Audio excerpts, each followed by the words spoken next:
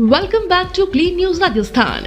चलिए देखते हैं राजस्थान की 15 फटाफट बड़ी खबरों को। भाजपा को टक्कर के लिए कांग्रेस निकालेगी गारंटी यात्रा। राजस्थान विधानसभा चुनाव में प्रचार अभियान गति पकड़ता जा रहा है। अब कांग्रेस प्रदेश की अशोक गहलोत सरकार की 7 गारंटियों को आम लोगों तक पहुंचाने के लिए गारंटी यात्रा निकालेगी। कांग्रेस गारंटी यात्रा के लिए वरिष्ठ नेताओं को अलग अलग संभागों का प्रभारी बनाया गया है।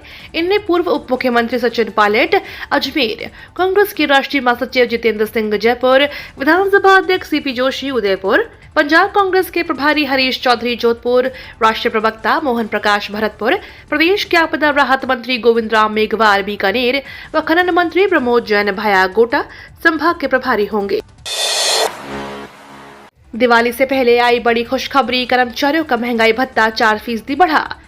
दिवाली से पहले राजस्थान के सरकारी कर्मचारियों के लिए बड़ी खुशखबरी सामने आई है। प्रदेश के सरकारी कर्मचारियों का महंगाई भत्ता 4% बढ़ा दिया गया है। निर्वाचन आयोग ने राजस्थान के सरकारी कर्मचारियों के महंगाई भत्ते में बढ़ोतरी के राज्य सरकार के प्रस्ताव को मंजूरी दे दी है। यह भत्ता अब 4% से बढ़कर 46% हो गया है। मुख्यमंत्री ने एक्स पर यह जानकारी साझा की है। राजस्थान के सरकारी कर्मचारियों के हित में सरकार की ओर से भेजे गए 4% महंगाई भत्ता वृद्धि के प्रस्ताव को निर्वाचन आयोग से मंजूरी मिल गई है। अब राजस्थान में महंगाई भत्ता 42% से बढ़कर 46% हो गया है। सचिन पायलट ने भरा नामांकन, दिखाया अपनी ताकत। कांग्रेस के दिग्गज नेता सचिन पायलट ने कल टोंक विधानसभा क्षेत्र से अपना नामांकन पत्र दाखिल कर दिया है। इससे पहले उन्होंने बड़ी रैली की। पायलट ने इस रैली में अपनी राजनीतिक ताकत दिखाई। पायलट की इस रैली में भारी संख्या में उनके समर्थक उमड़े। पायलट की रैली में पार्टी से जुड़े कई नेता भी शामिल हुए। पायलट ने नामांकन भरने के लिए टोंक जाने से पहले राजधानी जयपुर स्थित आवास पर समर्थकों से मुलाकात की। पायलट वर्तमान में टोंक से ही विधायक हैं। वे यहां से लगातार दूसरी बार चुनाव मैदान में उतर रहे हैं। सचिन पायलट का पत्नी सारा से हुआ तलाक, शपथ पत्र में किया खुलासा। कांग्रेस के दिग्गज नेता और राजस्थान के पूर्व डिप्टी सीएम सचिन पायलट पत्नी सारा पायलट से अलग हो गए हैं। इसका खुलासा कल पायलट ने नामांकन पत्र के साथ दिए एफिडेविट में दिया है। हालांकि दोनों के बीच तलाक कब हुआ इसका कोई खुलासा नहीं हो सका, लेकिन सार्वजनिक रूप से यह पहली बार सामने आया कि दोनों अलग हो गए हैं। पायलट ने अपने शपथ पत्र में पत्नी के नाम वाले कॉलम के आगे तलाकशुदा लिखा है। सचिन और सारा के 2 बच्चे हैं। दोनों बच्चे सचिन के पास हैं। इसका भी हलफनामे में खुलासा किया गया है। बीजेपी की महिला ब्रिगेड ने सरकार पर बोला हमला। राजस्थान चुनाव में बीजेपी के नेता टिकट वितरण में व्यस्त हैं, तो कांग्रेस को घेरने का काम महिला ब्रिगेड ने उठाया। बीजेपी महिला मोर्चा प्रदेश उपाध्यक्ष डॉक्टर अपूर्वा सिंह, डॉक्टर निमिषा गौड़ और एकता अग्रवाल ने महिला उत्पीड़न, पेपर लीक और प्रदेश में बढ़ती बिजली की दरों को लेकर कांग्रेस पर जोरदार हमला बोला। बीजेपी मीडिया सेंटर में प्रेस वार्ता में तीनों महिला वक्ताओं ने मुख्यमंत्री अशोक गहलोत, सोनिया गांधी और प्रियंका वाड्रा से महिला सुरक्षा की गारंटी, पेपर लीक न होने की गारंटी सहित प्रदेश में मुफ्त बिजली के नाम छलावे को बंद करके बिजली की बढ़ी हुई दरों को कम करने की गारंटी मांगी। पूर्व विधायक भवानी सिंह बगावत के लिए तैयार, आज दे सकते हैं झटका। कोटा के लाडपुरा भाजपा में अब बगावत की तैयारी शुरू हो गई है। लाडपुरा भाजपा से टिकट की तस्वीर साफ नहीं हो पाई है, लेकिन नामांकन रैली का ऐलान हो चुका है। रैली की शुरुआत का स्थान, तारीख और समय निर्धारित हो चुका है, लेकिन पार्टी का सिंबल तय नहीं हुआ है। बगावत के स्वर भाजपा के पूर्व लाडपुरा विधायक भवानी सिंह राजावत के हैं, जिन्होंने साफ कह दिया है कि 1 तारीख को वे नामांकन भरने जरूर जाएंगे, चाहे भाजपा से भरे या निर्दलीय। भवानी सिंह राजावत के अनुसार सभी सर्वे में उनका नाम सबसे ऊपर है और अपनी ही पार्टी की एमएलए कल्पना देवी पर आरोप लगाते हुए उनका कहना है कि लाडपुरा विधानसभा में कल्पना देवी का विरोध है। कांग्रेस ने जारी की चौथी सूची, 56 प्रत्याशियों के नामों का किया ऐलान।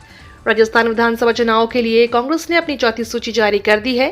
इस बहुप्रतीक्षित सूची में 56 प्रत्याशियों के नामों का ऐलान किया गया है। इस सूची में पार्टी ने अपने 8 मौजूदा विधायकों के टिकट काट दिए हैं। वहीं संकट के समय गहलोत सरकार का साथ देने वाले कई निर्दलीय विधायकों पर भरोसा जताया है। जैसी अहम सीट पर नए चेहरों को मौका दिया गया है। उदयपुर से पार्टी के राष्ट्रीय प्रवक्ता गौरव वल्लभ को चुनाव मैदान में उतारा गया है। चित्तौड़गढ़ में गौरव की लड़ाई, बगावत की आग बुझाने की चुनौती से जूझ रही बीजेपी। राजस्थान विधानसभा चुनाव के लिए चित्तौड़गढ़ सीट से टिकट नहीं मिलने पर 2 बार के विधायक चंद्रभान सिंह आक्या के समर्थकों ने कई विरोध प्रदर्शन किए हैं। यह विधानसभा क्षेत्र भाजपा के प्रदेश अध्यक्ष सीपी जोशी की लोकसभा सीट के अंतर्गत आता है। आके ने पार्टी द्वारा टिकट नहीं दिए जाने से सीधे तौर पर जोशी को जिम्मेदार ठहराया है। उन्होंने आरोप लगाया है कि पुरानी राजनीतिक प्रतिद्वंद्विता के कारण उन्हें निशाना बनाया गया है और हमेशा पार्टी के लिए उन्होंने काम किया है। इसका कोई जवाब नहीं है कि मेरा नाम क्यों हटा दिया गया और एक बाहरी व्यक्ति को भेजा गया। लोग हैं मेरे साथ और वे चाहते हैं कि मैं चुनाव लड़ूं। राजनीति छोड़ अध्यात्म के मार्ग पर चल पड़े कांग्रेस नेता लालचंद कटारिया। राजस्थान की अशोक गहलोत सरकार में कृषि मंत्री लालचंद कटारिया ने विधानसभा चुनाव लड़ने से इनकार किया है। कटारिया ने कांग्रेस आलाकमान और मुख्यमंत्री अशोक गहलोत को इस बारे में बताया है। उन्होंने कहा कि अब वे अध्यात्म पर ध्यान लगा रहे हैं। कटारिया ने न तो खुद चुनाव लड़ेंगे और न ही उनका कोई स्वजन विधानसभा चुनाव लड़ेगा। कटारिया सीएम अशोक गहलोत और विधानसभा अध्यक्ष सीपी जोशी के निकट माने जाते हैं। जानकारों के अनुसार कटारिया का उनके विधानसभा क्षेत्र झोटवाड़ा में काफी विरोध है।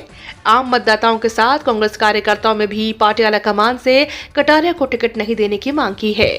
इस कारण कटारिया ने खुद ही चुनाव नहीं लड़ने की बात कही है। कटारिया ने सोमवार को इस बारे में अपने समर्थकों को भी जानकारी दी है। 2024 में नहीं लौटी मोदी सरकार तो बाजार में मचेगा कोहराम। 2024 के लोकसभा चुनाव में अब ज्यादा समय नहीं बचा है। 9 साल से ज्यादा समय से सत्ता पर काबिज नरेंद्र मोदी की अगुवाई में एक बार फिर एनडीए ताल ठोक रहा है, तो वही विपक्ष इंडिया के सहारे अपनी दावेदारी पेश कर रहा है। सरकार किसकी बनेगी यह तो 2024 में पता चलेगा, लेकिन इसी बीच इंटरनेशनल ब्रोकरेज फर्म जेफरीज ने एक बड़ी बात कही है। जेफरीज की माने तो अगर नरेंद्र मोदी की अगुवाई वाले गठबंधन की हार 2024 में हुई तो शेयर बाजार में भारी गिरावट देखने को मिल सकती है। राजस्थान विधानसभा चुनाव को लेकर पुलिस अलर्ट। राजस्थान में होने वाले विधानसभा चुनाव 2023 के लिए Jaipur police full action mode में है। इसका अंदाजा इसी बात से लगता है कि आदर्श आचार संहिता लगने से अब तक पुलिस ने जब्ती में रिकॉर्ड कार्रवाई की है। इस चुनावी वर्ष में पुलिस 18 करोड़ से अधिक की सीज की कार्रवाई कर चुकी है और अगर बात की जाए आचार संहिता से लेकर अब तक की, तो पुलिस ने 1 करोड़ से अधिक के मूल्य की कैश और अन्य सामग्री जब्त की है। विधानसभा चुनावों को देखते हुए पुलिस अपने परवान पर है। आदर्श आचार संहिता लगने के बाद से अब तक पुलिस ने नकदी सहित तकरीबन 1 करोड़ रुपए की मूल्य की अन्य वस्तुएं सीज की हैं। जासूसी के आरोप पर केंद्र सरकार की सफाई, जांच के आदेश किए जारी। देश की राजनीति एक बार फिर से जासूसी के आरोप पर गरमाई हुई है। विपक्ष के बड़े नेताओं ने एप्पल आर्ट नोटिफिकेशन का स्क्रीनशॉट लेकर शेयर करते हुए केंद्र सरकार पर जासूसी के गंभीर आरोप लगाए हैं। एप्पल की तरफ से कुछ विपक्षी नेताओं को हैकिंग के खतरे की जानकारी दी गई। केंद्र संचार, इलेक्ट्रॉनिक्स और आईटी मंत्री अश्विनी वैष्णव ने कई विपक्षी नेताओं द्वारा अपने एप्पल आईफोन की हैकिंग के आरोप पर पलटवार करते हुए कहा कि जब भी इन लोगों के पास कोई बड़ा मुद्दा नहीं होता है तो वो सर्विलांस की बात करते हैं। थाई सरकार ने किया बड़ा ऐलान, भारतीयों के लिए वीजा फ्री। भारत से थाईलैंड की यात्रा का प्लान कर रहे लोगों के लिए अच्छी खबर है। थाईलैंड सरकार ने भारत और ताइवान से आने वाले लोगों के लिए वीजा 6 महीने यानी मई 2024 तक के लिए फ्री कर दिया है। थाई सरकार ने यह घोषणा ऐसे समय की है जब थाईलैंड में हाई टूरिज्म सीजन का समय शुरू होने जा रहा है। इसका उद्देश्य ज्यादा से ज्यादा पर्यटकों को अपने देश की ओर आकर्षित करना है। देश के हर घर आंगन से पहुंची मिट्टी हमें कर्तव्य भाव की याद दिलाएगी। पीएम नरेंद्र मोदी ने मेरी माटी मेरा देश अमृत कलश यात्रा के समापन समारोह में भाग लिया। इस दौरान पीएम ने कहा कि देश के हर घर आंगन से जो मिट्टी यहां पहुंची है वे हमें कर्तव्य भाव की याद दिलाती रहेगी। ये मिट्टी हमें विकसित भारत के अपने संकल्प की सिद्धि के लिए और अधिक परिश्रम के लिए प्रेरित करेगी। देश भर से जो पौधे आए हैं उनसे यहाँ एक अमृत वाटिका बनाई जा रही है। इसका शिलान्यास भी अभी हुआ है। भारत सरकार ने काट दिए 64 लाख मोबाइल कनेक्शन। भारत सरकार ने देश में 64 लाख मोबाइल कनेक्शन काट दिए हैं। ये लोग एक ही फोटो का इस्तेमाल कर अनुमति से ज्यादा सिम कार्ड खरीदे थे। एआई और फेशियल रिकॉग्निशन का यूज कर इन पर नकल की गई है। आपको बता दें, एक आदमी एक आधार कार्ड के साथ केवल 9 सिम कार्ड रख सकता है। एक शख्स ने एक ही फोटो पर हजारों कनेक्शन खरीदे थे। इसके बाद 64 लाख कनेक्शन ऐसे पाए गए थे। ऐसे सिम का उपयोग साइबर धोखाधड़ी के लिए यूज करते हैं। ये तो थी राजस्थान की बड़ी खबरें। रोजाना सबसे पहले अपडेट पाने के लिए क्लीन न्यूज राजस्थान को अभी सब्सक्राइब करें।